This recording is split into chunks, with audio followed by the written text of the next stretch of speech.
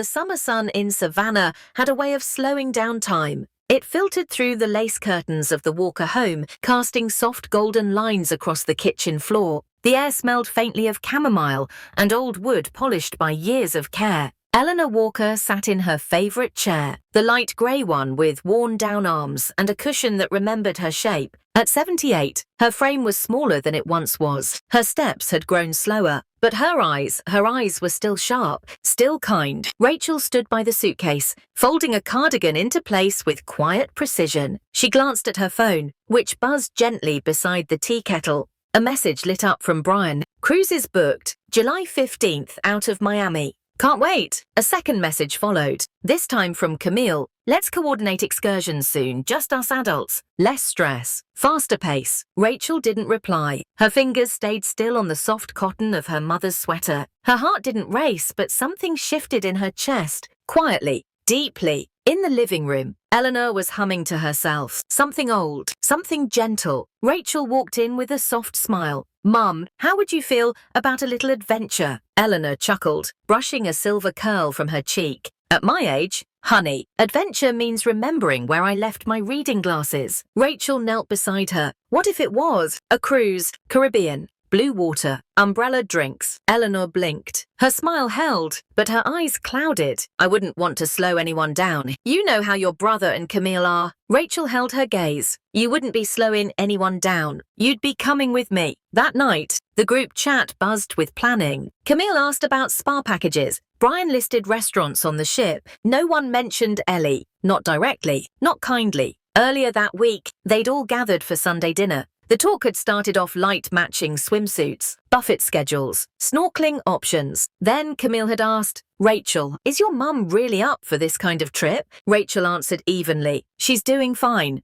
I think she'd enjoy it. Brian had cleared his throat. It's not about enjoyment. It's logistics, crowds, heat. She might need a wheelchair. At the far end of the table, Ellie continued slicing her meat, slowly, carefully, as if she hadn't heard a thing. But she had. She always did. Rachel hadn't argued. She just nodded and smiled in that way of hers.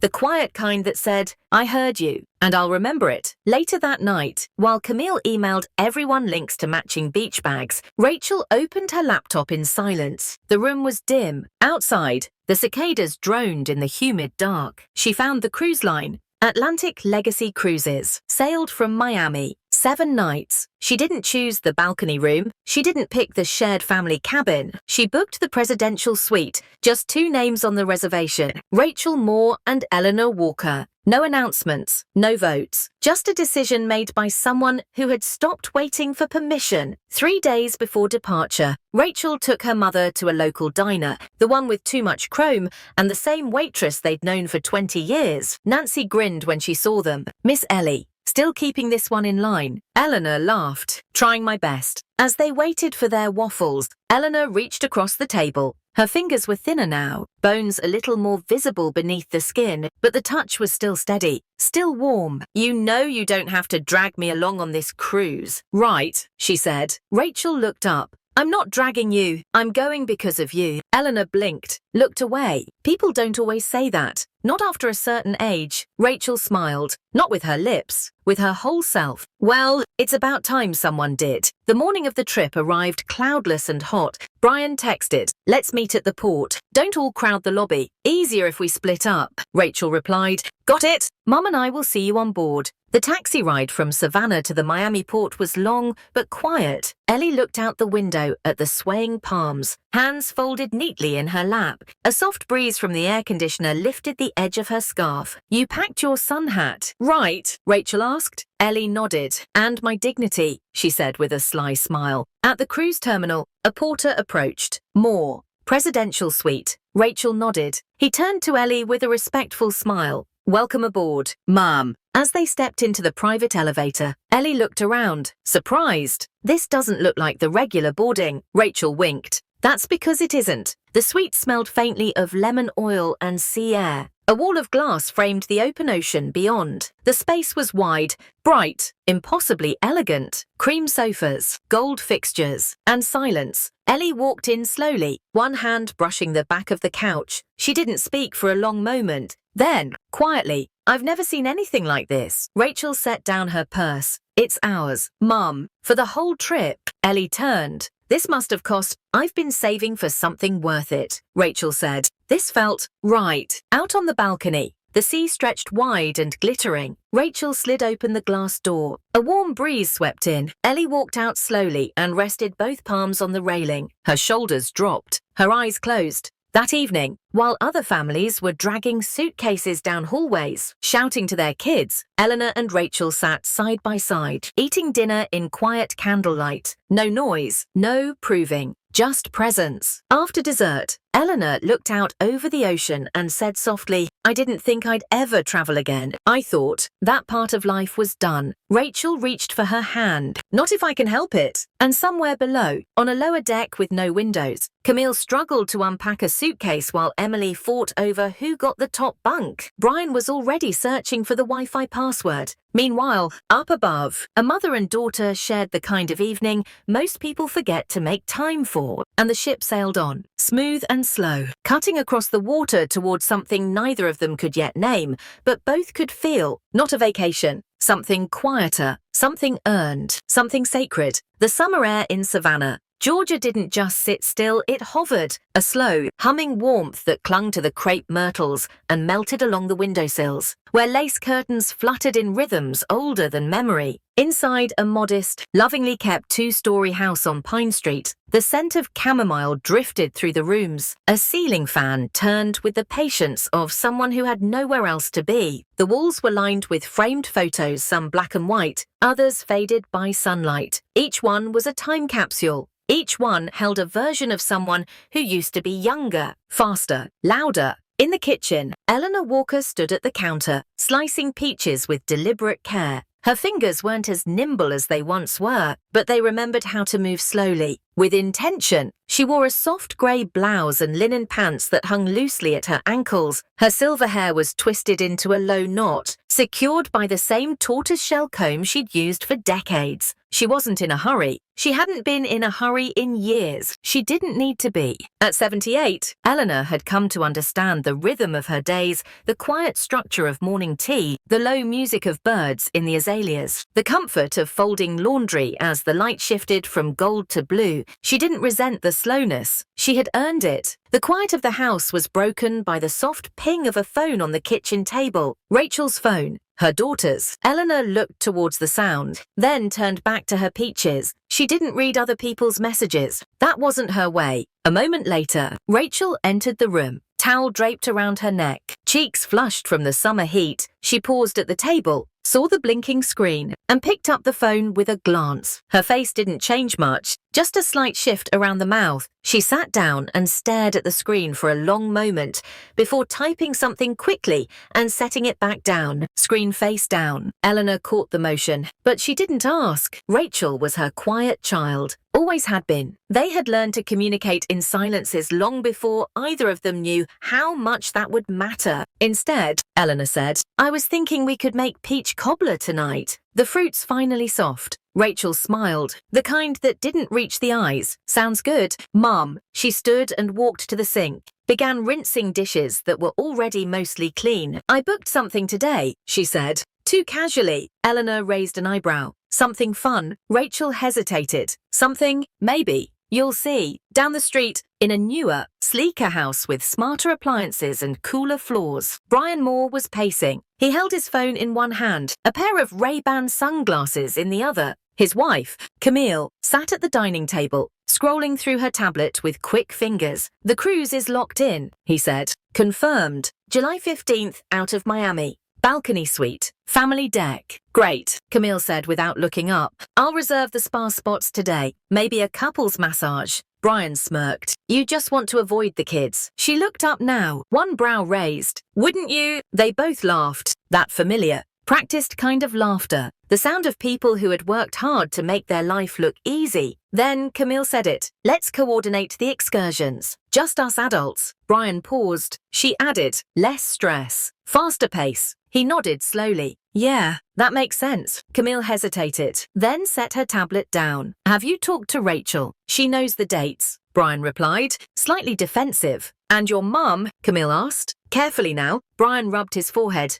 I mean, we haven't made a big thing of it. Camille didn't press. She didn't have to. Back in the Savannah house, Rachel was folding a cardigan into a suitcase, the soft beige one Ellie wore to church, with the tiny embroidered roses near the cuffs. She moved quietly, her hands steady. The phone buzzed again. Group chat. Let's all meet at this terminal and split up for boarding. Easier that way. Rachel didn't reply. She picked up another sweater.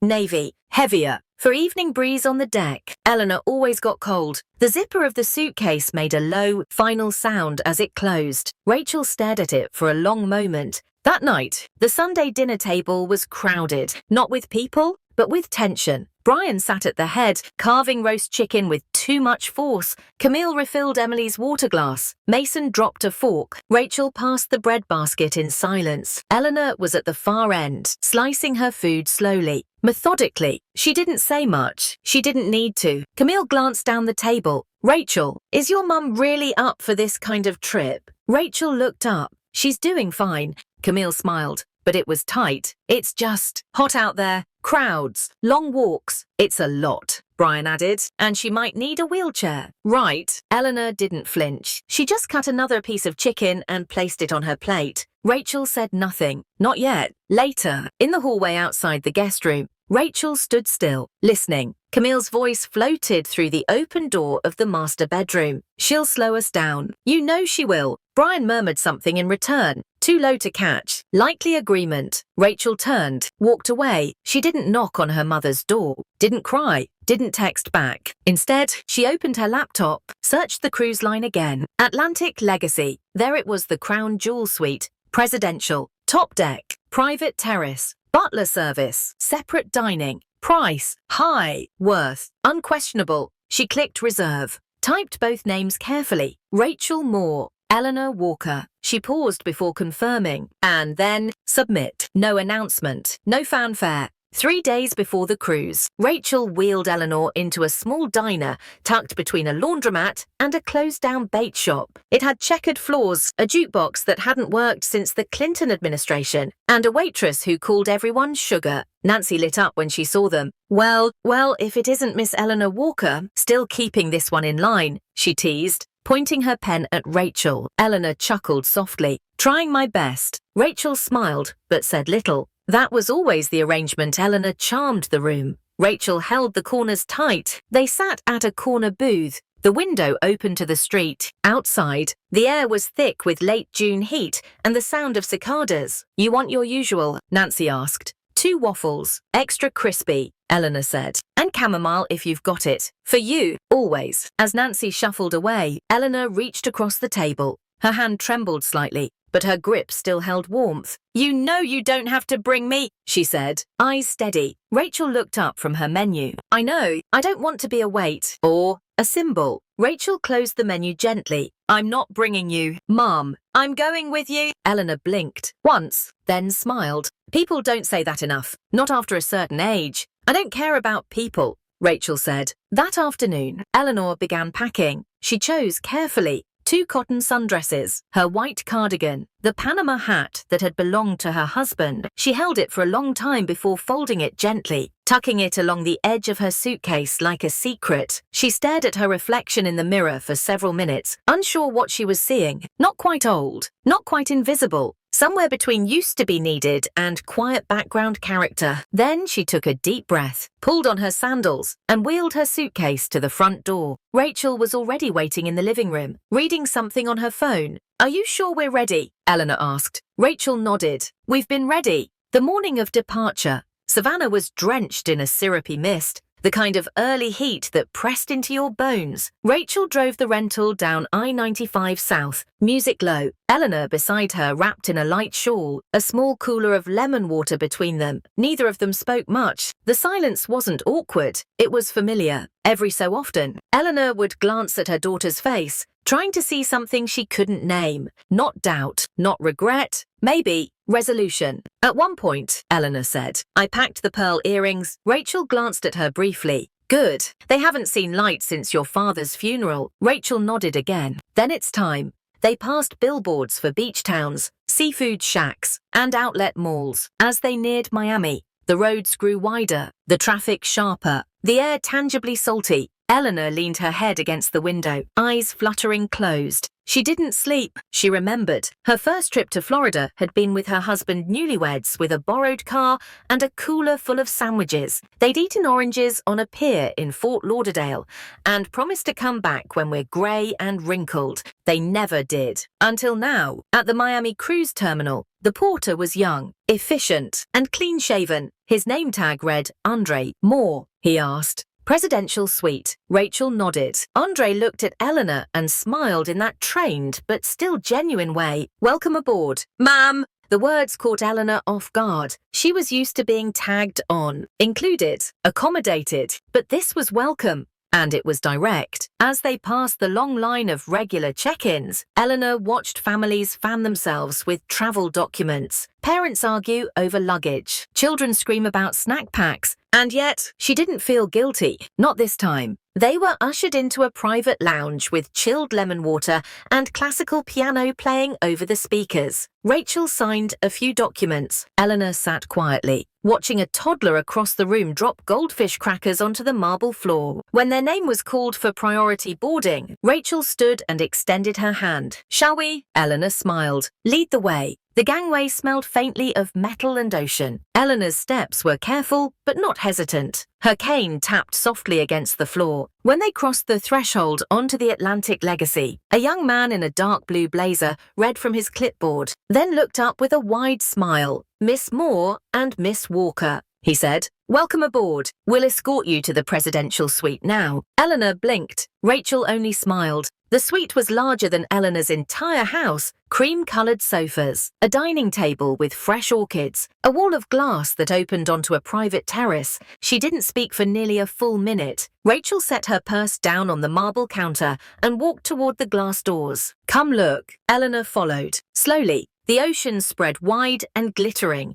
endless blue, framed by sky. She walked out onto the terrace, both hands on the railing. The wind lifted a strand of hair from her forehead. "I've never stayed anywhere like this," she whispered. Rachel didn't respond. She didn't need to. That evening, while Camille tried to keep Mason from stomping on his flip-flops and Brian argued with a staff member over a misplaced suitcase, Eleanor sat on the suite balcony, sipping chilled lemon water and listening to the sea. No one called her. No one needed anything. She simply was. After dinner, Rachel brought out a tray of fresh fruit and a slice of coconut cake. They ate in silence. The moon hung low over the water. At one point, Eleanor said, "I thought that part of life was over." "What part?" Rachel asked. "The part where something new still happens." Rachel reached for her hand. "Not on my watch." Eleanor didn't unpack right away. She just stood in the center of the suite, turning slowly, her eyes moving from the crown molding to the velvet cushions to the polished bar cart by the window. A soft laugh escaped her, surprised, disbelieving. She touched the back of one chair like she might be dreaming. Then, very gently, she sat down. Rachel was still speaking with the concierge, Jamal, early 30s, bright smile, suit that fit too well to be off the rack. His voice was warm but professional as he reviewed the list. Pre-scheduled spa reservations, private dining access, fresh flowers, as requested, suite stocked with chamomile tea, low-sodium crackers, and Eleanor's favorite strawberry preserves. She didn't ask how Rachel knew to request that. Rachel had always paid attention. When Jamal left, Rachel poured 2 glasses of cold, sparkling water and handed one to her mother. Eleanor took it with both hands. "Is this real?" she asked. Rachel didn't answer. She didn't need to. Outside, the ship was still docked. People were still boarding, dragging too many suitcases, chasing toddlers, arguing over sunscreen. But up here, in the quiet, it already felt like they were far from shore. They didn't go to the welcome buffet. They didn't need name tags or keychains or a family photo with a man in a dolphin costume. Instead, Rachel ordered room service grilled sea bass, lemon risotto, and roasted vegetables that still held their shape. Eleanor ate slowly, savoring every bite. No one interrupted. No one asked for seconds. No one tapped their spoon impatiently while she finished her dessert. After dinner, Rachel brought out a small tin of mints, the old-fashioned kind Eleanor used to keep in her nursing coat. She held it in her palm a moment, then opened it and smiled. "I thought you threw these out." Rachel shrugged. "You always liked them." Eleanor didn't say thank you. She just took one. And for a long moment, neither of them spoke. Elsewhere on the ship, Camille was trying to convince Emily to wear the matching headband she had insisted they pack. Mason had spilled juice on his second shirt of the day. Brian was frowning at the cruise app, frustrated that the dinner reservation had glitched. They were 3 decks below, inside a cramped interior cabin with no windows. Eleanor didn't know this yet. But even if she had, she wouldn't have smiled at the irony. She didn't gloat. That wasn't her way.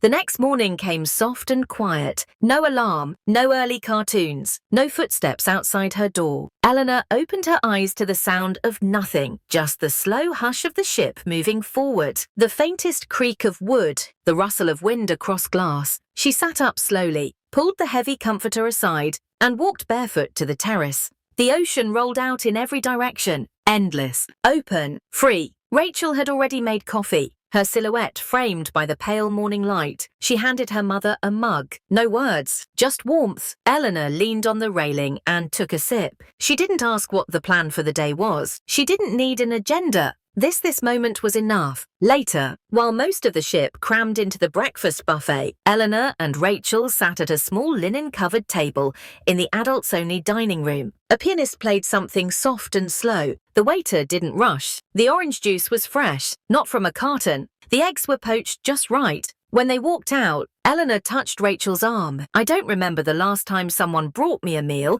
and didn't expect me to cut it for someone else." Rachel didn't say anything. She just squeezed her hand. That afternoon, Eleanor wandered the upper decks. She passed the spa, the library, the cocktail lounge. She found herself near the kids' splash zone, watching young families try to contain chaos. One boy screamed as his floaty came loose. A girl with braids tried to pour sand into her brother's mouth. A mother scolded half-heartedly while applying sunscreen with one hand and holding a mojito in the other. Eleanor kept walking. She wasn't judging, just observing. And for the first time in years, she felt like no one was watching her back, not to assess, not to assign, just to let her be. She stopped by the railing and leaned forward slightly, letting the wind lift her hair. Somewhere behind her, she heard the click of a camera, not a posed photo, a candid. She turned briefly. A woman, early 40s, lowered her phone and gave her a small smile. "You just looked peaceful," the woman said. Eleanor blinked, then nodded. "Thank you." That night, Eleanor sat on the balcony wrapped in a soft robe,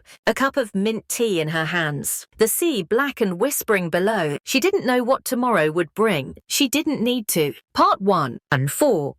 The space between what's said and what's felt. Eleanor didn't go to the shows. She didn't need the trivia contests or the scavenger hunts or the early morning stretch classes with forced smiles and too loud music. Instead, she went to the art gallery. It was quiet there, cool, tucked behind the wine bar where no one brought children. She stood for a long time in front of one piece, an abstract wash of dark blues and rust orange, with a single slash of gold in the center. After a while, a woman about her age appeared beside her, also alone. She had silver hair pulled into a braid and wore a linen blouse the color of parchment. "Do you see anything in it?" the woman asked. Eleanor tilted her head. "I see a wound, and the light trying to get through." The woman chuckled. "I just saw a mess." Eleanor smiled. "That too." They walked the gallery together for a while. The woman's name was Teresa, widowed, like Eleanor, traveling alone. "Daughter begged me not to come," Teresa said. "Said it would be too much, too far, too soon." "What did you say?" Eleanor asked. I didn't, Teresa replied. I just booked the damn trip. Eleanor laughed for the first time in days. A real laugh, not the polite kind. It felt good. Back in their suite, Rachel had laid out a deep green silk blouse and a pair of slacks Eleanor hadn't worn in years. Captain's dinner tonight, Rachel said. Eleanor frowned. I don't have the right shoes. Rachel raised an eyebrow. You have the right presents. They went, and it was lovely. The room shimmered with crystal and laughter. Eleanor sat near the back, not out of avoidance, but choice. She liked watching when the captain raised a glass and said, "To our presidential suite guest, Miss Walker, we're honored to have you aboard." Several heads turned politely. Eleanor didn't stand. She didn't wave. She just nodded. Once, quietly. Someone clapped. Someone else whispered, "She's in the presidential." No one said anything unkind. No one had to. She had been seen. That was enough. The next day, Camille texted Rachel, "Are you on deck 8? Emily swears she saw your mum." Rachel didn't reply. Camille tried again. She must be mistaken. We figured she stayed home. Right. Rachel turned off her phone. In the lounge that afternoon, Eleanor ran into Teresa again. "You coming to the dance class?" Teresa asked. Grinning, Eleanor laughed. "My knees say no." Teresa winked. "That's why we move slowly." Confuses the instructor. They went. The instructor was a Cuban man named Mateo, charming in the way only men born on islands can be. He twirled Eleanor once, gently, and said, "You've done this before," Eleanor said. Once, in 1965, the music played. Her joints complained. Her spirit didn't. She hadn't felt this kind of aliveness in a long time. Elsewhere, Brian and Camille were trying to get Mason to eat something other than bread. The cabin smelled like sunscreen and damp swimsuits. The air felt too small, the smiles too thin. They hadn't heard from Rachel since boarding day. "She's probably just off reading somewhere," Brian said. Camille didn't answer. She had started to feel it, that hollow space where something or someone should be. That evening, Eleanor stood on the terrace with a plate of fresh berries and a book she'd already read twice. She didn't open the book. She just stood, watching the moonlight crease the water. Somewhere behind her, she heard a laugh, a small, bright one. A child's. Max. No, Mason, her grandson. She froze. Pressed her hand to the glass, listened. Through the wall, a woman's voice, sharp but tired. "Camille, use your quiet voice. Daddy's trying to fix the reservation." Then the clatter of a toy falling. Camille's sigh. Not dramatic, just defeated. Eleanor stepped back. Her hand fell to her side. She didn't sleep well that night. Not because she was worried, but because something had shifted. They were close. Too close. She considered telling Rachel, then she didn't. Instead, she closed the balcony doors, brewed herself some chamomile, and returned to the silence she'd carved for herself. The next morning, she wandered to the quiet deck on level 14, just a man in a Panama hat reading the Wall Street Journal. Two women playing cards. A breeze so soft it felt like memory. She ordered iced tea and settled in. Then, Grandma, she turned. Mason stood near the entrance, clutching a deck of cards like it might vanish if he blinked. His mouth opened slightly. Are you here alone?" Eleanor smiled gently. "I am." He walked over, hesitant, then more sure. She offered a butterscotch from her bag. He took it, sat beside her. They didn't speak. They didn't need to. After a long while, Mason said, "I miss you." Eleanor looked straight ahead. "I miss you too. Should I tell them I saw you?" Mason's voice was small, the kind that children use when they're afraid of getting someone else in trouble. Eleanor looked at him, the way only grandmothers do, like she already knew the answer, but wanted him to find it himself. She said, softly, "Only if you want to." Mason nodded slowly, chewing the last corner of the butterscotch, as if deciding something sacred. "Okay," he said, and then, just before running off, he turned. "Lily misses you too." Eleanor didn't answer, but her fingers curled a little tighter around the paper wrapper he'd left behind. She didn't tell Rachel, not because it was a secret, but because it wasn't urgent. And for once, urgency didn't live here. They had built something different in this space, something measured, careful, patient, a kind of shelter that didn't rely on answers. Instead, Rachel brought tea to the terrace that evening. They drank as the sea turned black with twilight. Eleanor didn't speak of Mason. Rachel didn't speak of Brian. They just existed together, in the safety of chosen silence. The next morning, the world shifted. It wasn't sudden, more like the slow tilt of a picture frame. Rachel had gone down early for coffee. Eleanor remained in her robe, watching the clouds thicken over the water. Rain was coming. You could smell it before you saw its salt and ozone and something metallic. When the knock came, it wasn't on their door. It was on the suite next to theirs. A muffled voice. Room service. Another knock. Then the unmistakable sound of Camille's sigh. Eleanor froze. They were right there, all this time. A wall's width away. Later that day, Rachel returned with a basket of cinnamon rolls and a folded note from Jamal, the concierge. Our chef remembered Mrs. Walker mentioned cinnamon rolls on the first day. He took it as a challenge. Eleanor laughed. Genuinely, I said that. Rachel nodded. You said you hadn't had a good one since 1985. Well, let's see if he's improved. They sat together, watching rain smear the windows in gentle diagonals. The roll was warm, flaky, perfect. Eleanor ate slowly, savoring each bite as if it had memory baked into it. By mid-afternoon, the rain eased. The ship moved through calm water like a thought unfinished. Eleanor wandered again. No map, no direction. She passed the children's activity room, stopped for a moment. Through the glass, she saw Lily, sitting cross-legged. Crayons spread like petals around her, Mason beside her, drawing something serious. Eleanor didn't enter. She just stood there a moment longer, hand on the glass. Then she moved on. That night, she didn't dress up, she didn't curl her hair, didn't apply lipstick. She wore her soft house sweater, pulled her shawl around her shoulders, and ordered dinner to the suite. Lamb chops, herb potatoes, a glass of red wine that warmed her chest better than any apology ever had. She sat in silence. The suite held its own breath, it seemed, and when the knock came again next door, not hers.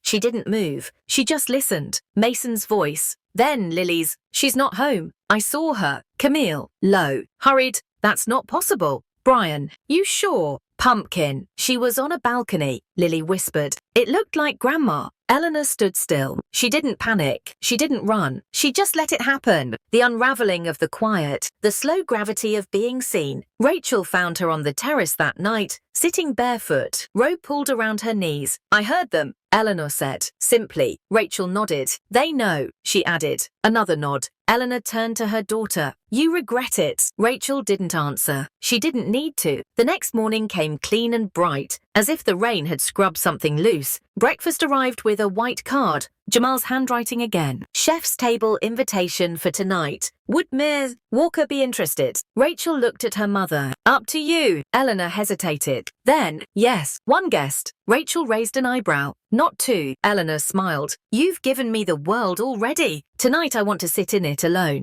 The day unfolded slowly. A walk through the promenade. A detour through the boutique, where Eleanor tried on a scarf she didn't buy. A long sit at the aft deck, where seagulls played just beyond reach. And then the table, linen and crystal, 8 strangers and 1 empty chair. Until Eleanor took her place. The man beside her introduced himself as Clark, mid-60s, retired journalist, soft hands and eyes that missed nothing. You don't talk much, he said between courses. Eleanor took a sip of wine. Not if I'm listening. He smiled. Then you're probably hearing more than the rest of us. By the time dessert arrived, she had told a story about how she once sewed a torn uniform for a young nurse in the ER and was thanked with a handful of M&Ms. Everyone laughed. But it wasn't the story. It was the way she told it, like something precious hidden inside, something ordinary. When she returned to the suite that night, she didn't turn on the lights. She stood by the window, bare feet on cool tile, and whispered, I am not invisible. The following morning, Rachel found a note slipped under the door, Brian's handwriting. Can we talk? Just you and me. No expectations. Just coffee and time. B. Rachel read it twice, then folded it into the spine of her book. She didn't tell her mother. Eleanor didn't ask. They both knew it was coming. Eleanor spent the day walking deck 5, the quiet side, the part no one took selfies on. She stopped by the railing, watched the wake stretch behind them like something released. Brian appeared just before noon, hands in his pockets, shirt rumpled, mouth uncertain. He didn't speak at first. Eleanor didn't rush him. Finally, I didn't realize how small we'd made your life. She looked at him not hard, not sharp, just real. You didn't make it small, she said. I let it shrink. Every time I said yes when I meant no, every time I stayed quiet, Brian's shoulders sagged. I'm sorry. Eleanor nodded. Don't apologize for not seeing me. Pause. Just don't stop seeing me now. That night, for the first time, she knocked on their door. Camille opened it, didn't speak, just stepped aside. Eleanor stepped in. The children ran to her. Sticky hands, loud voices, pure presence. Camille brought tea, didn't say much, but her hands shook when she poured, and Eleanor noticed. When she left an hour later, Rachel was waiting in the hallway. Well, she asked. Eleanor smiled. They're still learning. Rachel nodded. So am I. And when the ship docked at the final port, Eleanor didn't rush. She packed slowly, folded the shawl with care, tucked away the note from Brian, the menu card from the chef, the wrapper from Mason's candy. She stood on the balcony one last time. Watching the gangway rise, Rachel appeared beside her, suitcase in hand. Ready? She asked. Eleanor smiled. I've never been more ready. And they walked forward not just off the ship, but back into the world on their own terms. Together, the illusion didn't shatter all at once. It cracked, slowly, softly, like porcelain left too long in boiling water. It began with Lily. She wasn't supposed to be near the upper decks. Camille had taken her to the children's art hour,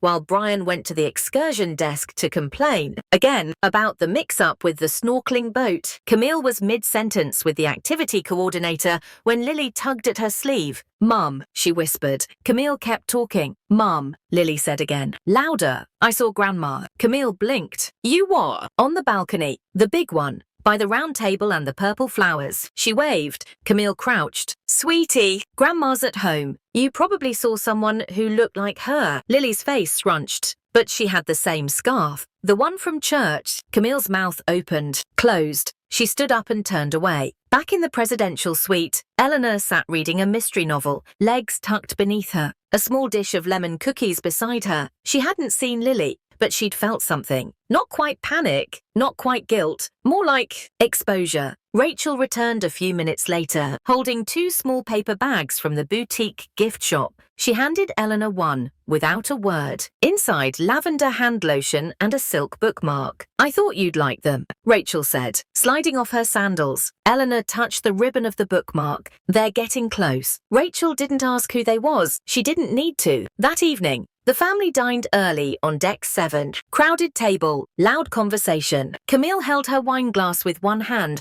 and her phone with the other. Brian half listened to Mason explain how he won second place in shuffleboard against no one. But beneath it all, there was static, unspoken weight. Something felt off. Brian checked his phone again, scrolling to the family chat. Still nothing from Rachel. Still no mention of Eleanor. Camille leaned in. You think it's weird she hasn't responded? At all. Brian shrugged. Too quickly. She's probably off journaling or something. But the corner of his mouth tightened. At 9:30 back in their windowless cabin, the children finally asleep. Camille said it. I think she's here. Brian looked up from his tablet. Who? Your mum? Brian stared. Camille's voice was steady. Lily swears she saw her. On the upper decks. And you know what? I believe her. Brian exhaled through his nose. That's ridiculous. Is it? Brian paused. She said she wasn't coming, he said, more to himself than to her. No, Camille corrected. She never said anything. You just assumed. The next morning, the cafe on deck 12 was unusually quiet. It was one of those glass-walled corners where time moves slower.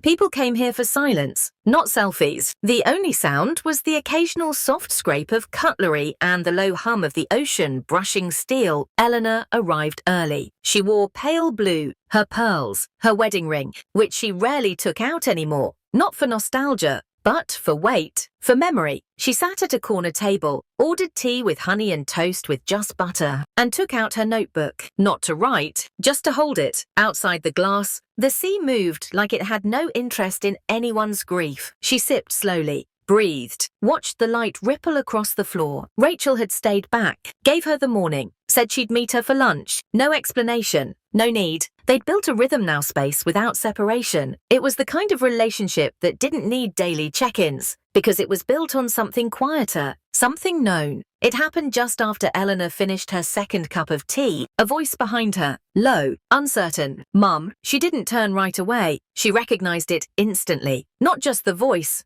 the hesitation, the old ache that lived in it. She waited. Then, slowly, very slowly, she turned. Brian stood there. His hair was longer now, a little grey near the temples. His shirt was wrinkled, and there was a small stain on the cuff. He looked like someone who hadn't slept well in a long time. He looked like her son. "You're here," he said. Eleanor didn't blink, so it would seem. He fumbled. "You said you weren't coming." "No," she corrected, setting her cup down. "I said nothing. You assumed." He opened his mouth, closed it, glanced around as if someone might save him. "No one did. Why didn't you tell us?" She didn't raise her voice, didn't lean forward. She simply said, "Because I didn't need to." They sat in silence for a moment. A waiter approached, then instinctively backed away. Brian stared at his hands. "I thought we were doing what was best for you. Keeping it easier." Eleanor tilted her head. "Easier for who?" Brian winced. Not with drama, but with something quieter. "Shame. Maybe. You should have told us you were here," he said. "I didn't want to interrupt your fun," Eleanor replied. "Besides, it seems you've been busy." He looked up, finally meeting her eyes, and what he saw there wasn't anger, wasn't coldness. It was distance, earned distance. She stood. "If you'd like to talk again alone, I'll be in my suite." And she left, not with a storm, not with tears, just with dignity, and the quiet sound of sandals against polished tile. He didn't follow. He couldn't, not yet. That evening, Rachel returned from a walk on deck 5. She saw Eleanor standing by the window, arms folded. "You saw him," Rachel said, gently. Eleanor nodded. "He asked why I didn't tell him." Rachel sat down, kicked off her shoes. "What did you say?" "I said I didn't need to." Rachel looked at her mother, really looked, and for the first time saw the outline of something she hadn't realized was there. Freedom. Camille didn't mention the sighting. She didn't need to. At dinner, her glances toward Brian were longer, her sentences shorter. She let the kids talk over each other without correcting them. Her wine went untouched. The silence was growing, but not empty, just full of things unsaid. And somewhere between the dessert tray and the check, Mason whispered, "She's not mad." Lily looked up. "How do you know?" "Because she smiled." Camille blinked. "Who smiled?" "Grandma," Mason said. "At me." And just like that, the truth settled into the table like another place setting. The knock came just before sunset. Not urgent, not loud, just 3 quiet taps, like someone asking permission, not entry. Eleanor looked up from her book. She knew it was him. She placed the bookmark slowly between the pages, slid the book onto the coffee table, walked to the door. When she opened it, Brian stood there with both hands in his pockets, one foot half turned, like he was already ready to retreat. "It's nice," he said, nodding toward the room behind her. "It's mine," Eleanor replied. He looked at her, and for a moment, she saw him not as the man with grey at his temples and a furrow in his brow, but as the boy who used to leave dandelions on her nightstand because he thought they were sunshine. She stepped aside. He entered. He didn't sit right away. He walked slowly toward the window, stopped, turned. "It smells like your house," he said. "Lemon soap and tea." Eleanor didn't smile. She didn't frown. She simply said, "I brought what I liked." He nodded, swallowed. "I didn't know," he said. "No," Eleanor replied. "You didn't ask." Brian closed his eyes for a moment. When he opened them, she was still standing, waiting. "I guess I just assumed you wouldn't want to travel alone." Eleanor raised one eyebrow. "That I wouldn't enjoy the sea, the sun, a glass of wine on a balcony." Brian sat. Finally, "It's not that." She sat across from him. "No," she said. "Then what was it?" He didn't answer, not right away. He laced his fingers together, watched them flex and tighten. "You were always just there," he said finally. "You helped with the kids, the holidays, the emergencies. You never asked for anything. You just kept showing up." Eleanor let that sit. She didn't soften it, didn't rescue him from it. "Furniture does the same," she said. He looked up. Her voice was calm. "And eventually, no one notices it unless it's missing." He blinked quickly. "I didn't mean to hurt you." "I know," she said. "But you did." A silence. "I told the kids you weren't coming," he said quietly. "That you preferred to stay home,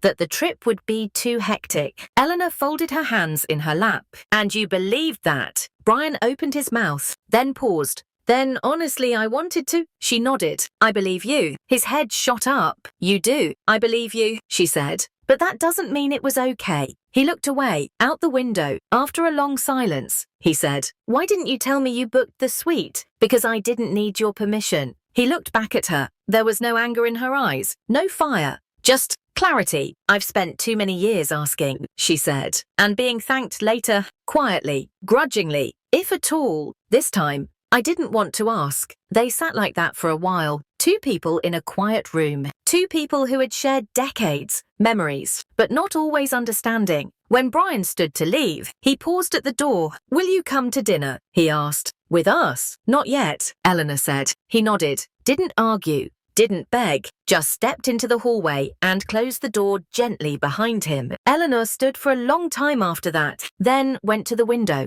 Outside, the sea was shifting into blue dusk, and for the first time in decades, she felt still, not frozen. Just still. Camille watched him come back. She didn't speak, just handed him the napkin Lily had dropped under the table. Brian sat down slowly. The kids were already finishing their mac and cheese. I saw her, he said. Camille looked at him, and she's fine, he said. Better than us, actually. That night, Eleanor wore the navy jumpsuit again, not for anyone, just because it moved like water when she walked. She sat by the window with tea and a biscuit, the kind no one ever asked if she wanted more of. Rachel returned from her evening walk, wind in her hair, a new scarf in her hand. She held it up. Too dramatic. Eleanor smiled. Not enough. They both laughed, softly, like a crack in the surface of something that had long held. Camille found Rachel near the juice bar the next afternoon. It wasn't planned. Neither of them moved toward the other with intention. It just happened. Rachel was flipping through the excursion list, pretending to care.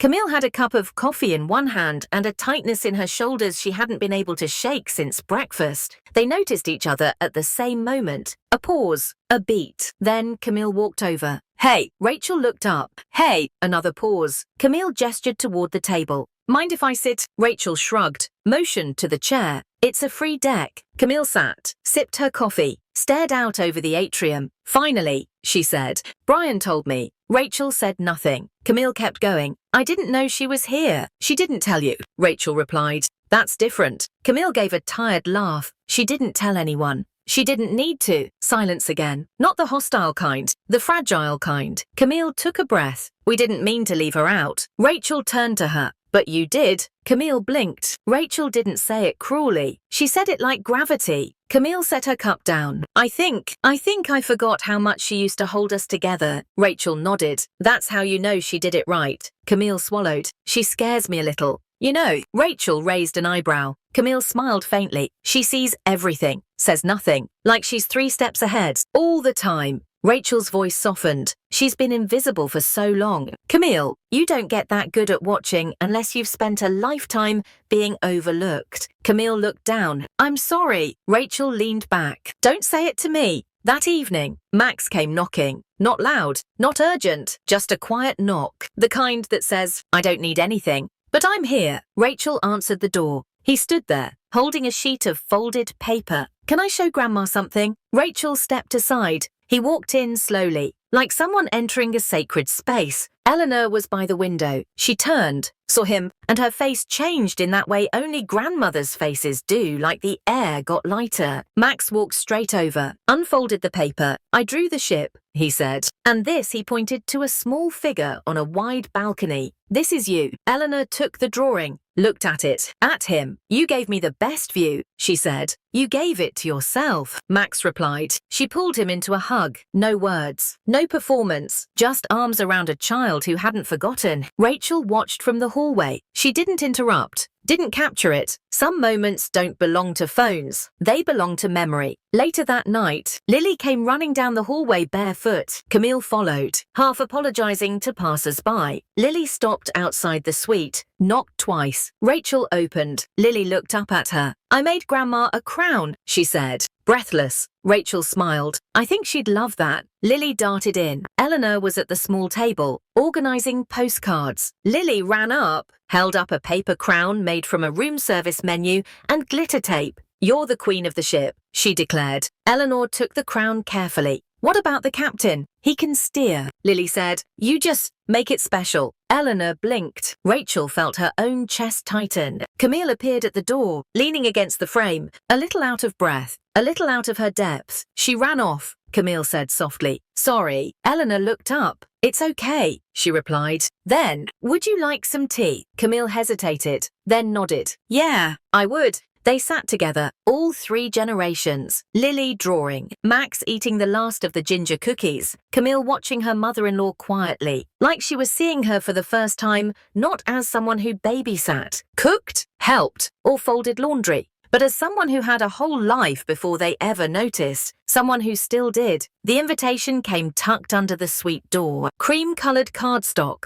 gold lettering, a faint scent of lavender from the envelope. Rachel found it first. She placed it on the table without a word, next to Eleanor's folded scarf. Eleanor picked it up. Read it, then read it again. Ms. Eleanor Walker, you are cordially invited to the Captain's Gala. Special guest of honor, formal attire. Deck 11, 7 p.m. She set it down carefully, didn't smile, didn't frown, just touched the edge of the paper. Rachel sat across from her, tea in hand. Do you want to go? She asked. Eleanor looked up. No, she said, then added, but I think I will. Camille arrived later that morning with a single cup of coffee and a face that looked tired in a softer way. She didn't ask permission, just stepped into the room and sat. Eleanor handed her a coaster. Camille used it. For a moment, neither spoke. Then Camille said, I don't know how to talk to you. Eleanor raised an eyebrow. You're doing fine. I mean, really talk. Eleanor waited. Camille stared into her cup. I thought I was helping when I said maybe you shouldn't come. I know, Eleanor said. I thought I was protecting the pace,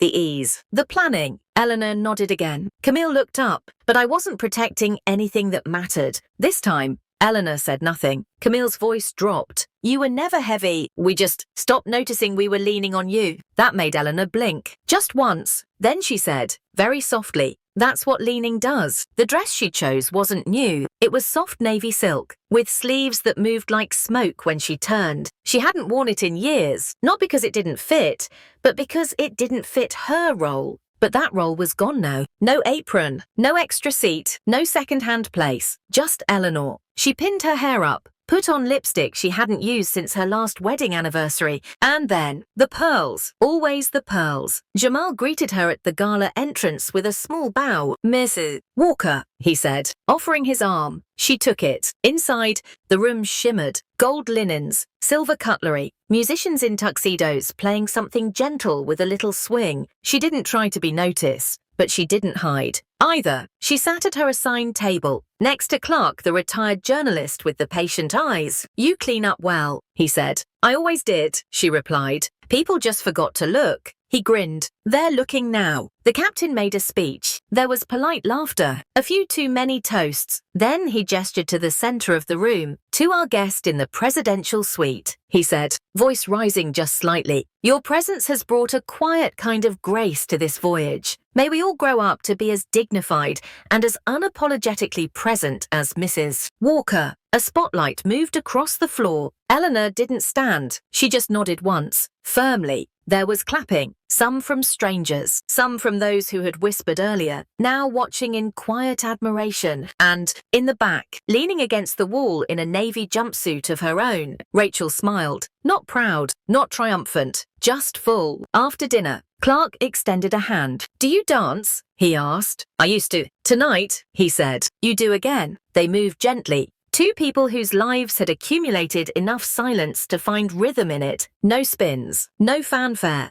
just grace. Across the room, Camille watched with a glass of water in her hand. She didn't say anything, but she reached out for Brian's arm and held on a little tighter than usual. The morning after the gala, Eleanor woke before sunrise. No alarm, no dream, just her body knowing it had rested enough. The room was still dark, but the air felt full, like something had changed overnight. She didn't rush to the window, didn't check her phone. She just sat for a moment, still wrapped in the quiet she had carried back from the ballroom. And then, a knock, not on her door, the one next to hers, a voice, familiar, soft. She danced, Camille whispered. With that man, everyone saw Brian. I know, Camille. And she looked different. Brian, I know. Silence. Then Camille said something Eleanor hadn't expected. She's not going to just slip back into things when we get home, is she? More silence. Then Brian, I don't think she should. Rachel returned from her early walk with 2 coffees and a newspaper folded under her arm. She placed one mug next to Eleanor's hand, then sat at the table. Neither of them spoke right away. Then Rachel asked, "Did you sleep?"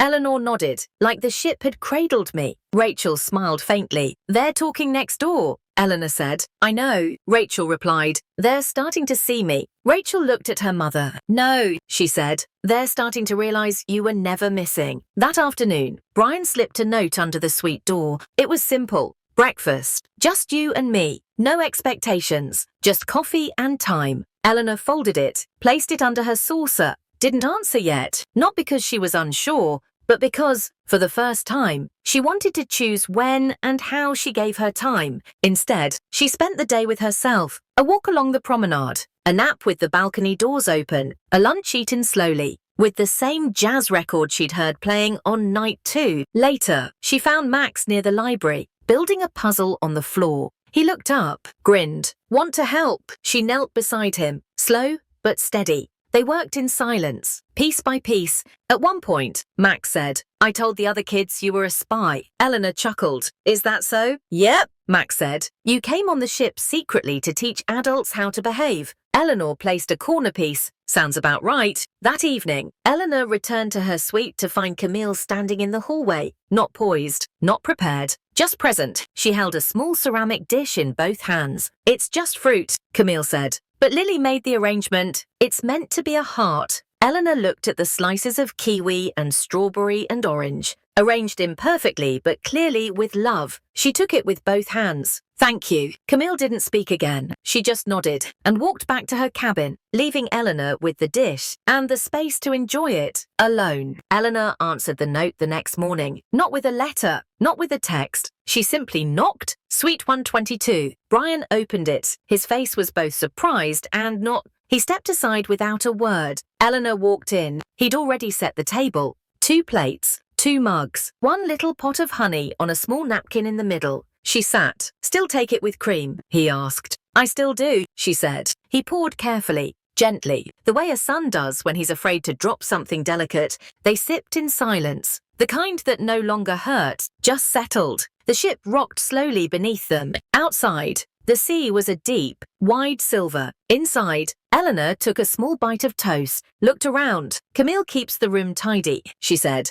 Brian gave a soft smile. "She's trying." Eleanor nodded. "She brought me fruit yesterday." "Lily's idea," Brian added. "I figured," Eleanor said. They sipped more coffee. He looked at her, really looked. "You were right not to tell us," he said. She didn't correct him, didn't soften it, just waited. "You deserved this," he added, "on your own terms." Eleanor looked down at her plate. "I didn't know how much I needed it," she said. Later that day, she walked with Rachel along the deck, not for exercise, not for fresh air, just to walk. They passed other passengers laughing, lounging, arguing over excursion maps. But the space between mother and daughter wasn't filled with planning. It was filled with something steadier. Time. Rachel stopped near the railing. "Tomorrow's the last full day," she said. Eleanor nodded. "I know. Do you feel like going to dinner? All of us. No speeches, no formal wear." Eleanor was quiet for a moment. Then, "Yes, I think I will." That evening, she dressed simply, not plain, just right, soft slacks, a pale blouse, no pearls. She knocked. Camille opened the door, didn't say anything at first, but her eyes didn't look like they did at the start of the cruise. Now, they looked. "Open. Come in," Camille said. The table was small, round, room service spaghetti, bottled water with lemon slices. Max waved her toward the seat next to him. Lily jumped up and hugged her without permission. Eleanor didn't mind. Daniel, no. Brian stood to pull her chair out, and for the first time in a very long time, she sat with them not as the helper, not as the extra chair, but as herself. Later that night, back in her suite, Eleanor stood on the balcony. The wind was softer now, like the ship was slowing its breathing. Rachel joined her with 2 cups of tea. They didn't toast. They didn't make a moment of it. They just drank, side by side. 2 women, still here, still standing, still choosing each other. The morning after their family dinner, Eleanor sat alone at the cafe on deck 12, the same table where Brian had first found her. But this time, she wasn't waiting to be discovered. She was simply there. The sky beyond the glass had turned that pale blue,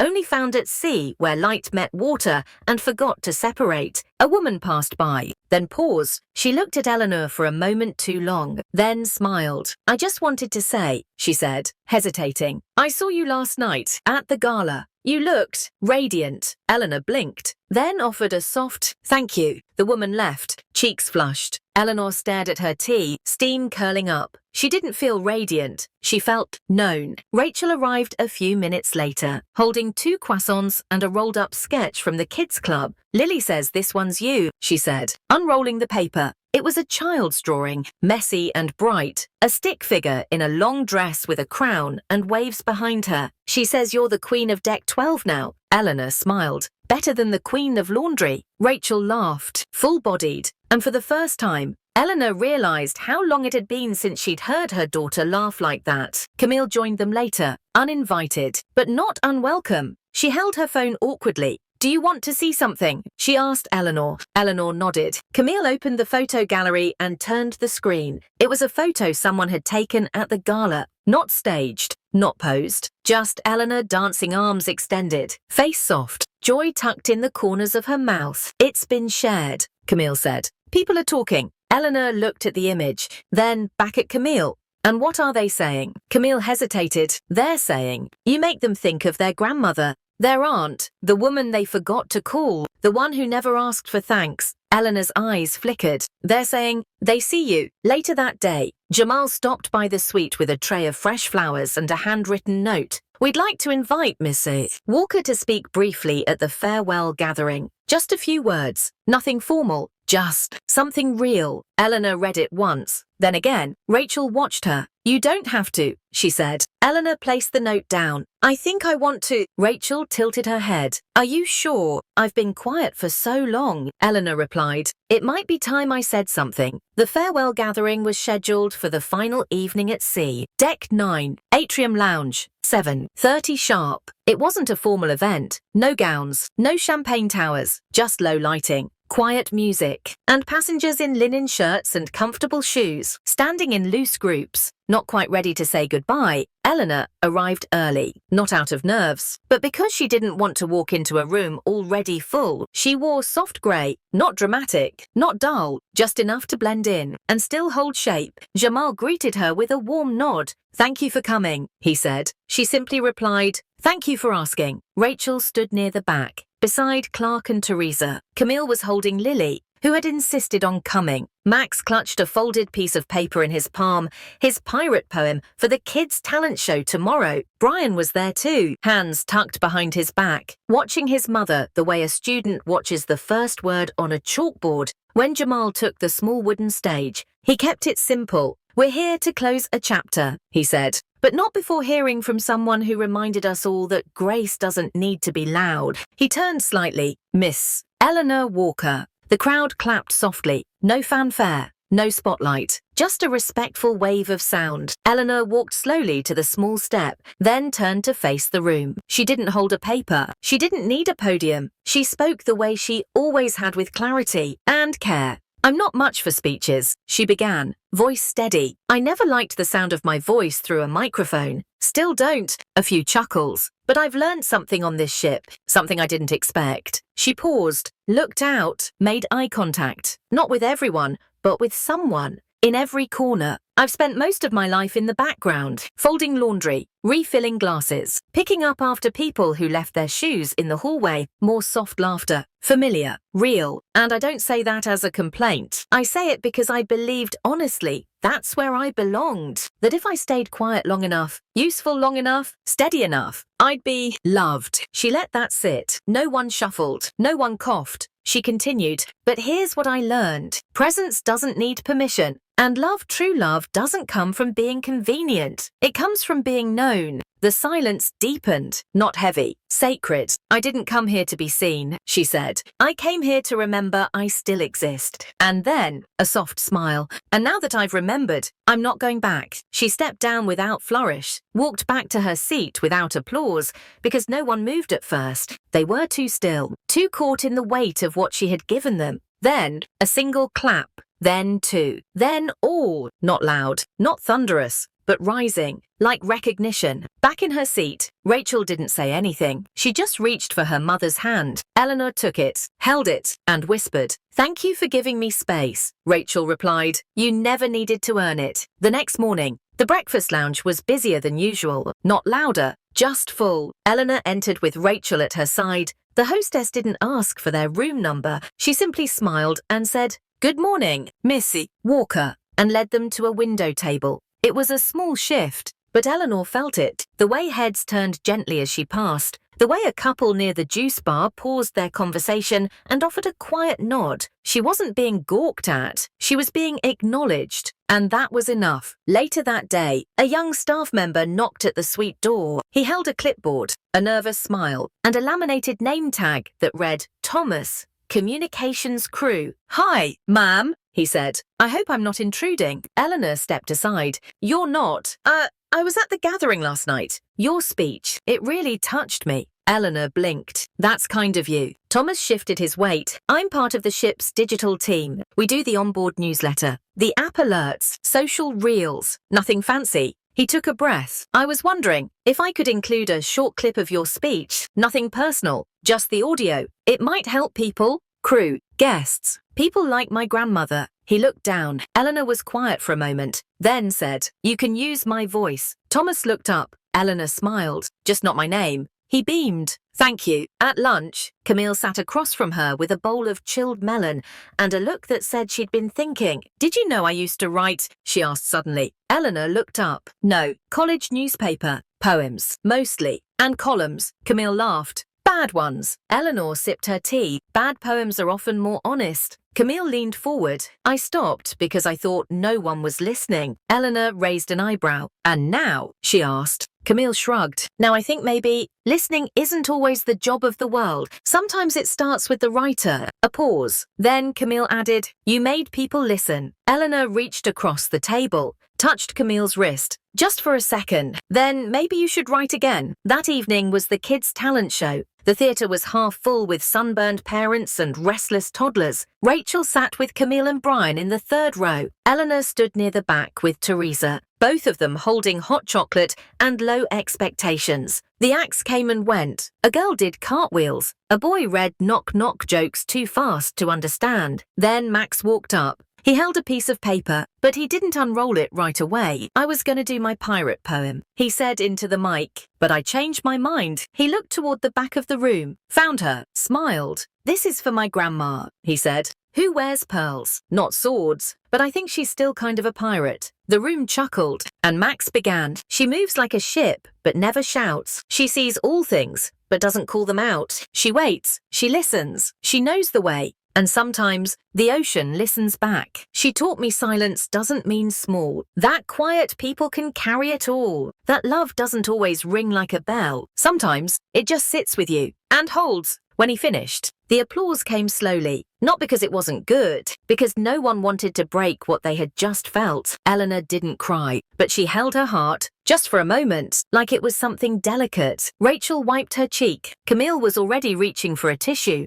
Brian just stared at his son. The room shifted, and with it, so did they. On the final morning at sea, Eleanor found a note tucked inside her breakfast tray. It wasn't from the kitchen. It was handwritten on the back of a folded cruise itinerary. "Dear Miss Walker, I don't know you, but I watched you speak the other night, and today I called my mum for the first time in 3 years. Thank you, Jay." No signature, no room number, just the truth. And that was enough. By noon, there were 3 more notes, one left by a deck chair, one slipped beneath the door, one handed over awkwardly by a man in his 70s who mumbled, "I never knew how to say thank you until now." Eleanor didn't post about it, didn't share it with the concierge. She folded the notes carefully, one by one, slid them into a cloth pouch she had once used to store spare change. Rachel watched from across the room, quiet, still, then finally asked, "How does it feel?" Eleanor looked up. "Strange." Rachel tilted her head. "Because it's new." Eleanor shook her head. "Because it should never have taken this long." Later that afternoon, Teresa joined Eleanor on the sun deck. They didn't talk much, just sat side by side under a wide umbrella. At one point, Teresa said, "Did you ever think Maybe the sea remembers us. Eleanor smiled. Maybe we're just finally still enough for it to say hello. Teresa chuckled. You're different now. Eleanor raised an eyebrow. Older. No, Teresa said. Here. She tapped her own chest. You take up space now. Eleanor looked out at the horizon. It was flat, clear, unbothered. I always did, she said. But now, I let myself know it. That evening, Rachel walked into the boutique near the atrium. She didn't need anything, but something pulled her there. Behind the counter was a young woman arranging scarves. She looked up, smiled, then glanced past Rachel's shoulder. She's your mother. Right, she asked softly. Rachel turned. Eleanor stood outside the shop, looking at a display of small ceramic turtles. Rachel nodded. Yes, she is. The young woman hesitated. Can you tell her my nana was like her, but I didn't know it until this week? Rachel's throat caught. I think she already knows. Back in their suite, Eleanor sat in the soft light of early evening, her hands resting on her lap. She turned to Rachel. When we dock tomorrow, Rachel waited. I don't want to leave this behind. You don't have to, Rachel said. Eleanor looked at her. Rachel continued. You didn't find something new here. You just remembered something old. It's yours. Take it home. The ship docked just after sunrise. No horns, no music, just the soft groan of metal and the quiet shuffle of people pretending not to feel sentimental. In the hallway, luggage lined up like small confessions. Tags fluttered, wheels clicked. Children clung to stuffed animals that had never seen the ocean until now. Eleanor didn't rush. She stood by the window with a cup of tea, watching the port come into view. Almost time, Rachel said behind her. Eleanor nodded, but didn't turn. I used to think departure was the hard part, she said. And now I know, it's the arrival that changes you. They stepped off the ship together. Rachel, Eleanor, Camille with Lily on her hip,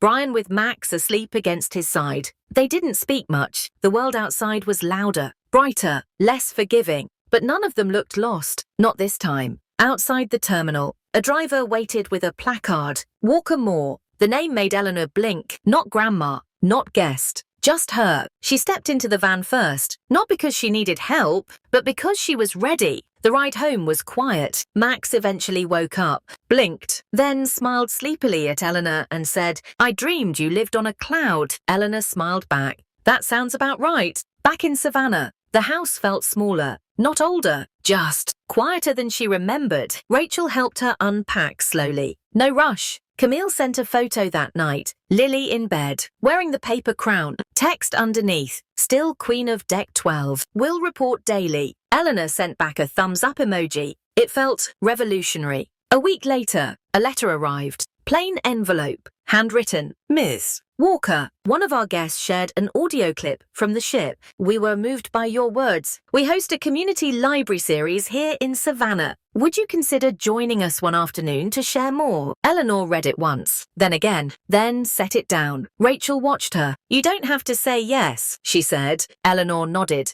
But I want to. That Friday, Camille invited everyone to dinner. Not an event, just a meal. Eleanor sat at the table, not at the end, but in the middle, not serving, not managing, just being. At one point, Camille leaned across and said, monthly dinner. Eleanor tilted her head. You want to host it? Camille smiled. I want to build it. Eleanor nodded. Let's start small. That night, Rachel sat by the window with her journal. Not hers. Exactly. Her mother's words, scribbled on napkins, tucked in books, spoken across tea. She copied them down, page by page, voice by voice, not as a legacy, but as a beginning. At the end of the first chapter, she wrote, you don't have to be loud to be heard. You just have to be present, and you have to stay there long enough for the world to quiet down. She closed the book, set it on the windowsill, and smiled. 3 months later, Eleanor sat in a wooden chair at the back of the Savannah Community Library. There were no banners, no press, just 22 folding chairs, a carafe of lukewarm coffee, and a sign at the door that read,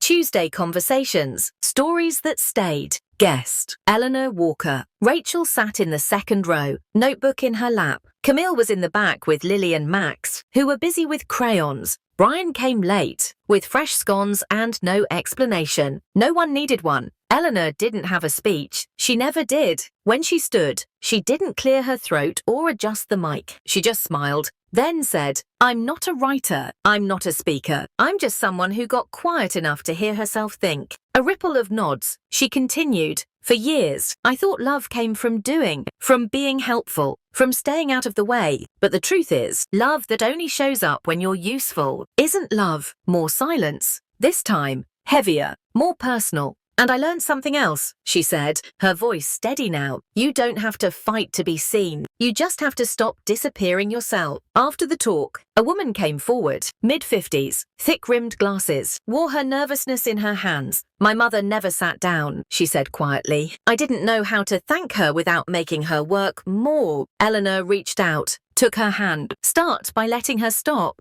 The local paper ran a 3-line blurb. "Retired nurse speaks at local event. Encourages dignity without performance. Seated crowd. Standing hearts." Eleanor clipped it, didn't frame it, just placed it between the pages of the journal Rachel gave her. Weeks passed. Fall settled in. The house was quieter, but not lonely. Sometimes Max came by after school just to do homework in her kitchen. Sometimes Camille dropped off soup and left before Eleanor could say thank you. And sometimes Eleanor just sat by the window and wrote a single sentence in her notebook. That day, she wrote, "It's not that they didn't love me, it's that I didn't leave space for them to prove it." The letter arrived on a Thursday. Not a bill, not a catalogue, a real envelope, ink smudged, handwritten, postmarked from Oregon. Rachel noticed it first, tucked among the usual mail. She didn't open it, just placed it on Eleanor's breakfast tray beside a poached egg and a slice of warm sourdough. Eleanor unfolded the envelope with the care of someone touching memory. Inside,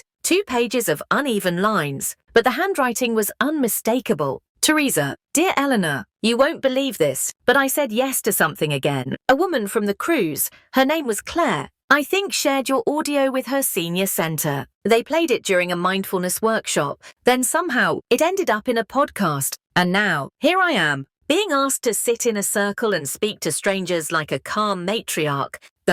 Ridiculous. Right. Anyway, I'm doing it. And I told them about you. So I'm inviting you, not to speak, just to sit beside me, like you did once by the gallery window, while we both pretended not to be afraid of dancing. No one will record us this time. Promise.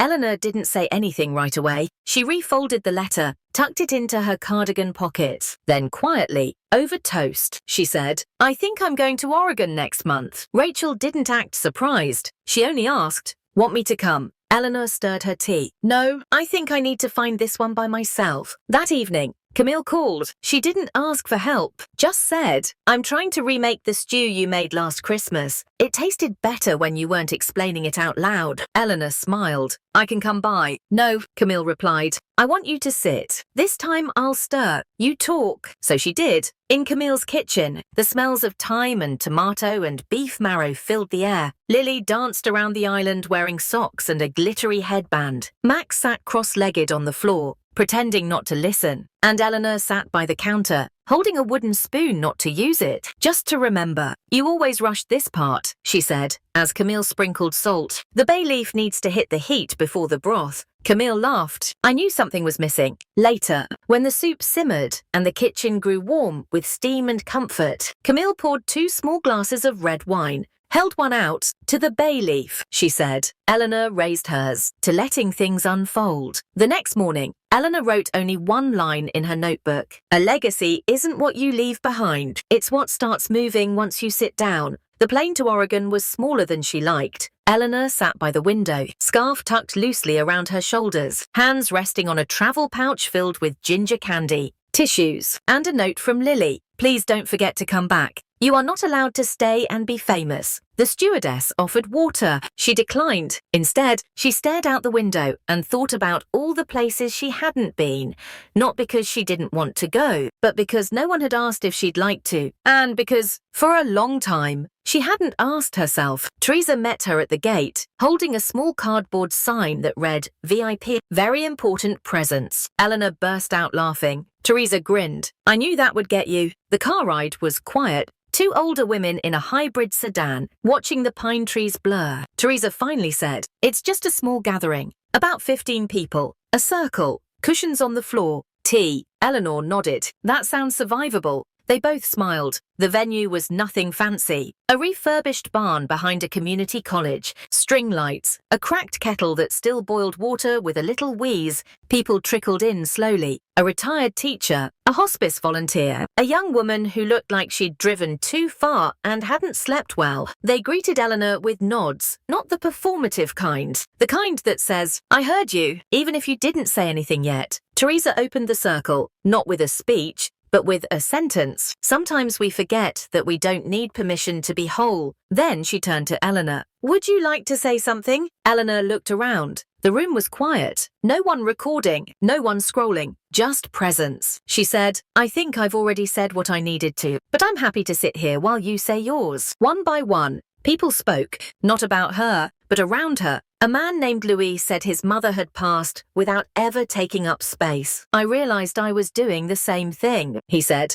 "until I heard that voice on my niece's phone." A woman named Jo whispered that she'd been the strong one in her family for so long, she forgot softness had value. "Your words reminded me," she said. "That quiet isn't the opposite of strength." And then a boy, maybe 16, thin wrists, hoodie too big. He didn't speak, just pulled out a folded sheet of paper, set it in Eleanor's lap, then sat back down. Eleanor opened it slowly. "Dear whoever you are, I didn't tell my mum I was gay, because I thought it would ruin the shape of our family. Then I heard your words, and I realized maybe the shape is supposed to change." She didn't cry, not in front of him. She just looked up and nodded. After the circle, Teresa made them tea, chamomile, stronger than usual. Eleanor sat by the window, watching a woman in a head wrap walk laps around the gravel path with earbuds in. She was mouthing something, words Eleanor couldn't hear but somehow already understood. Teresa handed her a cup. "You changed them." Eleanor shook her head. "No," she said. "I reminded them they were already allowed." That night, in a spare guest room with creaky floors and a view of the neighbor's chicken coop, Eleanor wrote in her notebook, "Legacy doesn't echo, it lands. And if it's quiet, it means it trusted you to listen." Eleanor returned to Savannah on a Thursday afternoon. The air was heavier, not because it was humid, but because it was summer again. And the air in Georgia in July always held the weight of things growing. Camille picked her up from the airport. No grand signs, no balloons, just a chilled bottle of water in the cup holder and Lily's drawing taped to the back of the passenger seat. It was a stick figure with silver hair and a sash that read, "Still Queen, still quiet, still cool." Back at the house, Rachel had left a note on the kitchen counter. "Welcome home. There's banana bread. And a woman at the bookstore keeps asking if you're the Eleanor Walker. I told her you'd be in touch. I left her number. You're famous." "Sorry, not sorry." Eleanor didn't laugh out loud. She just stood there, hand resting on the edge of the kitchen island, and whispered to no one, "I was always here." The next day, she went to the bookstore, not because she needed anything, but because she was curious. It was a small shop newer, with recycled shelves and alphabetized local zines. The girl at the counter couldn't have been more than 23. Her name tag said M. Shahar. When Eleanor approached, she looked up and froze. "Are you?" "I am." "Oh my God." Eleanor smiled. "Let's skip the God part." Em laughed nervously. "We heard your voice. I mean, the clip. You were in the wellness podcast. Then someone wrote about you on Medium. Then another woman from Portland referenced you at a talk last week. And..." She paused. "I don't know how you did it." Eleanor tilted her head. "I sat still," she said. That was the first thing. And the hardest. Later that week, Camille hosted dinner. The kids set the table. Max pulled out Eleanor's chair. Lily handed her a folded card with glitter tape and 4 smiley stickers. Inside, "You are not background. You are not breakable. You are banana bread level awesome." Camille poured wine. Brian served the salad. No one asked Eleanor to stand. No one made a toast. But at one point, Camille said softly, "I know I didn't say it before, but I should have asked." Eleanor looked at her. "You're asking now." Camille blinked hard, nodded. That was enough. 2 weeks later, Rachel got an invitation to speak at a local women's leadership event. They asked for a personal story. She said no. Then she said maybe. Then she called Eleanor. "They don't want me," Rachel said. "They want what I've witnessed." Eleanor sipped her tea. "Then take me with you." Rachel blinked. "You mean on stage?" Eleanor nodded. "If they want the story, they should hear it from both of us." Rachel exhaled. "You sure?" Eleanor smiled. "I've stopped hiding. Remember, The room wasn't large, just a narrow event hall in the back of a city library. 30 chairs, some plastic, some metal, a table of lukewarm coffee, and a tray of store-bought cookies. Rachel stood near the front, hands resting on the sides of a plain wooden podium. Her hair pulled back, her heart steady. Eleanor sat in the front row, not as a guest speaker, just present. That was the plan. Rachel had been invited to talk about women who model quiet leadership, but she'd rewritten the title, The Woman Who Was Always There. She began with a small story, nothing dramatic, just the morning of a field trip in 3rd grade, when she forgot her lunch. I cried, Rachel said, smiling, like it was the end of the world. She paused, but my mum had already packed a second bag, not because I asked, but because she knew me. She didn't say anything, just handed it over when I got in the car. She was already there, already ready. A quiet laugh from someone near the back. Rachel continued, she was always like that, not loud, not first in line. But when someone got sick, she showed up. When a friend needed a hand, she never asked who else was going. She just went. She looked at Eleanor now. Even on the cruise, she didn't demand her place. She just chose it. Rachel stepped back. No crescendo, no standing ovation. She didn't need one. She walked to the empty chair beside Eleanor and sat down. And the room small, modest. Plain felt full in the way some places do when the truth has just been spoken out loud. Afterward, people lingered. A few approached Rachel, but most drifted toward Eleanor, not to fawn, just to look, to nod. One woman mid-40s, plain blouse, paper program still in hand, stood at the edge of the crowd, unsure. Then, slowly, she stepped forward. She didn't reach for a handshake, didn't ask for a photo. She just said, I brought my mother with me today. She passed 3 years ago, but I brought her. In here. She tapped her chest. She was like you. Eleanor placed her hand over her own heart, held it there, then whispered, then she's still listening. That night, Rachel and Eleanor walked to the car together. Rachel carried the flowers someone had shyly handed over. Eleanor held the cookie she never ate. Before unlocking the door, Rachel turned. Was it too much? She asked. Eleanor shook her head. No. Then added, I think I needed to hear it too. Rachel smiled. I meant every word. I know. And then Eleanor said something she hadn't said in years. I'm proud of you. Rachel didn't reply. She didn't need to. She just unlocked the door. And together, they drove home. The week after the library talk, a message came through the front mailbox. No return address. Typed neatly, with one line underlined. Would Miss Eleanor Walker consider contributing a reflection for our fall editorial in the Savannah Women's Gazette? Just 100 words, or even one sentence, something true. Rachel read it aloud at the kitchen table. Eleanor stirred her tea, then said, one sentence is enough. Rachel raised an eyebrow. You sure? Eleanor nodded. She sent it in by hand. A single note card, no envelope, no signature. The Gazette printed it on the back page in cursive type, surrounded by white space like breath. Be careful who you stop noticing. They may be the ones who kept you whole. Rachel tore out the page, taped it inside her notebook, not as memorabilia, but as reminder. A few days later, Rachel pulled out a storage box from the linen closet. Inside, old grocery lists, postcards, sermon notes, recipes in Eleanor's tidy print, and tucked near the bottom journals. Not all complete, some barely begun. But every page carried a sentence, or a half-thought, or a whispered truth Eleanor had once written only for herself. Rachel read slowly, a few entries at a time. One afternoon, she sat on the porch and read this aloud. Some people give so much of themselves away, they forget to leave enough light on to find their way home. She closed the book, wrote underneath, in pencil, you never forgot. You just turned on the light for everyone else first. Camille stopped by that night with a loaf of bread and a favor to ask.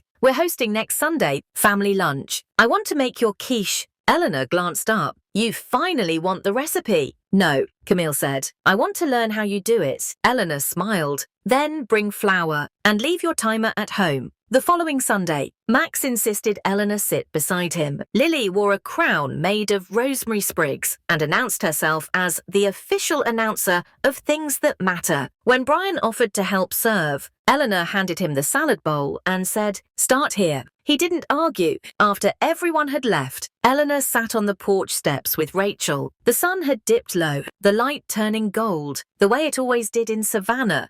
When the day had given everything it had, Rachel leaned her head against her mother's shoulder. They didn't speak. They didn't need to. But Rachel thought, quietly. She gave us structure by never asking us to look at her. But now that we finally do, we can't look away. Autumn crept into Savannah without asking. The trees didn't turn gold all at once. The air didn't get sharp overnight. It was just cooler, quieter, like even the wind had started to learn how to move softly. Eleanor's garden responded gently. The basil lingered, the rosemary stretched, the tomatoes stubborn, like her refused to be done. One afternoon, Rachel found her crouched in the dirt, a faded sun hat on her head, humming something old. "Need help?" Rachel asked. "No," Eleanor said, then smiled. "But stay." Lily came over the next day with a worksheet from school. She held it out like it might break. "Can I show you?" Eleanor set down her teacup. "Always." Lily crawled into the chair beside her and unfolded the paper. At the top, write about someone who makes your world feel lighter. Underneath, no name, just a picture.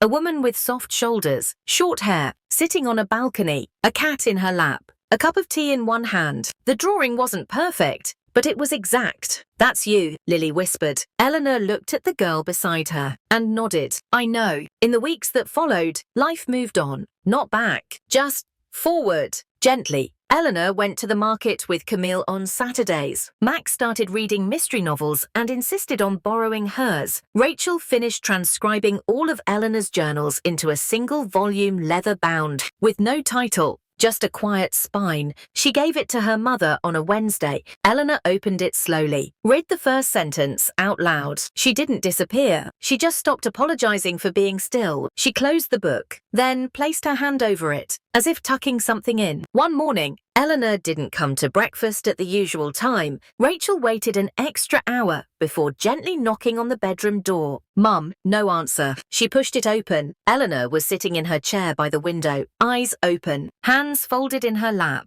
At peace, completely still, completely whole, not gone, just finally resting. The memorial wasn't grand. It was in the backyard, next to the rosemary. No podium, no speeches, just people who had once been held by her quiet and now held each other in return. Camille made her quiche and didn't burn the crust. Max read a poem with a tear in his throat and strength in his voice. Lily brought the drawing, pinned it to the garden gate. Rachel stood in the middle of the circle and said only this. She didn't want a legacy, but she left one. She didn't want to be noticed, but she taught us all how to see. And they stood there, together, the sun low, the breeze still, just long enough to feel her there. Not gone, just finally home.